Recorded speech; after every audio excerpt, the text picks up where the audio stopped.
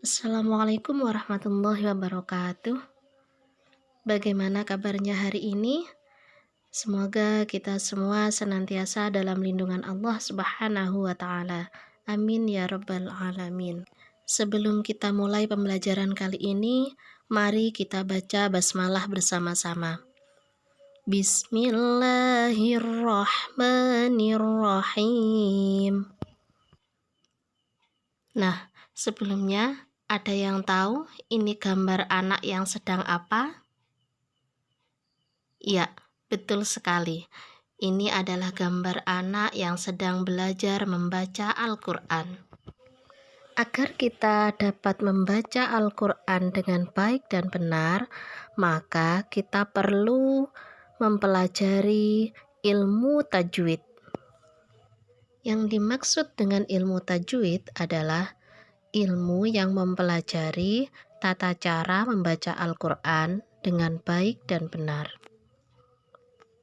Akan tetapi, pada kesempatan kali ini, kami hanya akan membahas ilmu tajwid yang berkaitan dengan hukum bacaan mad. Lalu, apa yang dimaksud dengan hukum bacaan mad?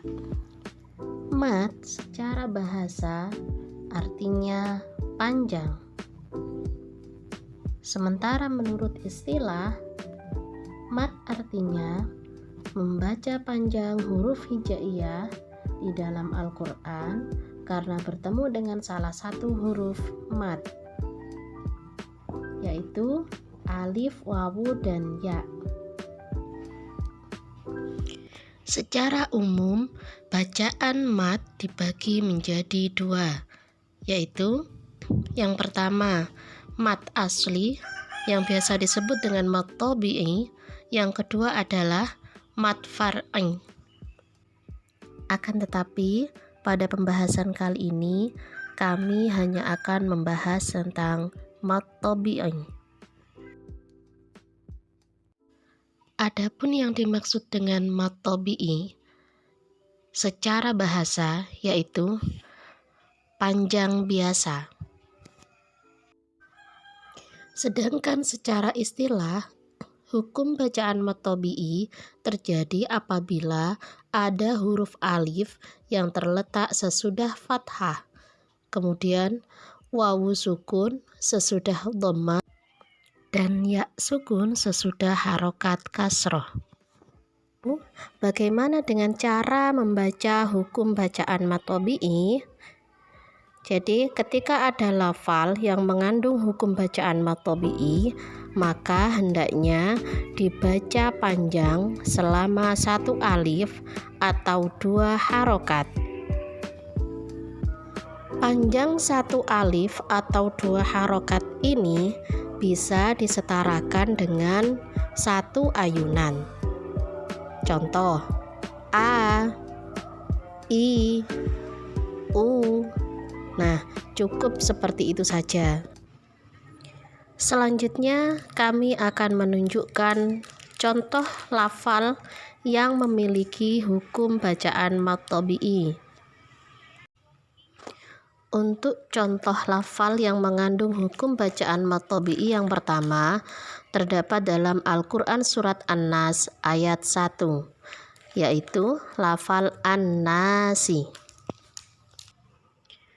Lafal An-Nasi mengandung hukum bacaan mad tabi'i karena pada lafal na itu ada alif yang terletak sesudah harokat fathah.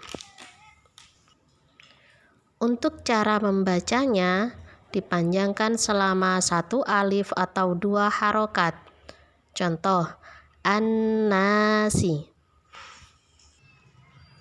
Untuk contoh yang kedua, masih sama, terdapat dalam Quran Surat An-Nas ayat 1, yaitu lafal A'udzu. Lafal a'udzu mengandung hukum bacaan mad tabi'i karena pada lafal au di situ ada wawu sukun yang terletak sesudah harokat dhammah. Untuk cara membacanya masih tetap, yaitu dipanjangkan selama 2 harokat atau 1 alif. Untuk contoh yang ketiga terdapat dalam surat Al-Qari'ah ayat 4, yaitu lafal alladzi. Lafal alladzi mengandung hukum bacaan mad tabi'i karena pada lafal dzi itu ada ya sukun yang terletak sesudah harokat kasroh. Dan cara membacanya dipanjangkan selama 2 harokat atau 1 alif. Nah, itu tadi sekelumit penjelasan tentang hukum bacaan mad yang difokuskan pada penjelasan tentang hukum bacaan mad tabi'i. Terakhir dari kami, jangan lupa untuk selalu belajar, terutama dalam bidang Al-Quran. Kenapa? Karena Nabi sendiri pernah bersabda bahwa sebaik-baik kalian adalah orang yang mau belajar Al-Quran dan mau mengamalkannya.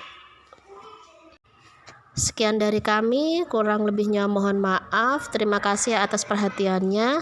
Semoga bermanfaat. Wassalamualaikum warahmatullahi wabarakatuh.